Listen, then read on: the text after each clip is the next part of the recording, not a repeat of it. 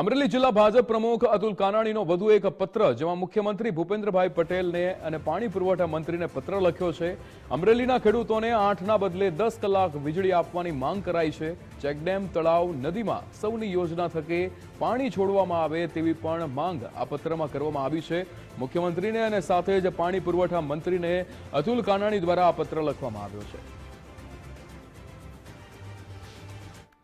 ખેડૂતોની રજૂઆતોનો લક્ષ્યમાં લઈને મેં આજે મુખ્યમંત્રી શ્રી ભૂપેન્દ્રભાઈ પટેલ અને પાણી પુરવઠા મંત્રી શ્રી કુંવરજીભાઈ બાવળિયાને લેખિતમાં અને ટેલિફોનિક દ્વારા રજૂઆત કરેલ છે, જેમાં વીજળી 8 કલાકને બદલે 10 કલાક ખેડૂતોને આપવામાં આવે, જેથી કરીને ખેડૂતો પોતાના ઊભા પાકને પાણી દ્વારા બચાવી શકે પાકને.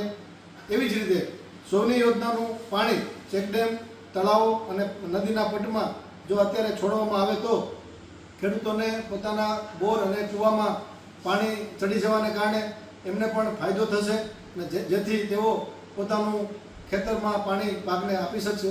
આ માટે બંને સરકારના મુખ્યમંત્રીશ્રી અને પાણી પુરવઠા મંત્રીશ્રીને આજે મેં ખેડૂતોની આ રજૂઆત ધ્યાન ઉપર મૂકી છે.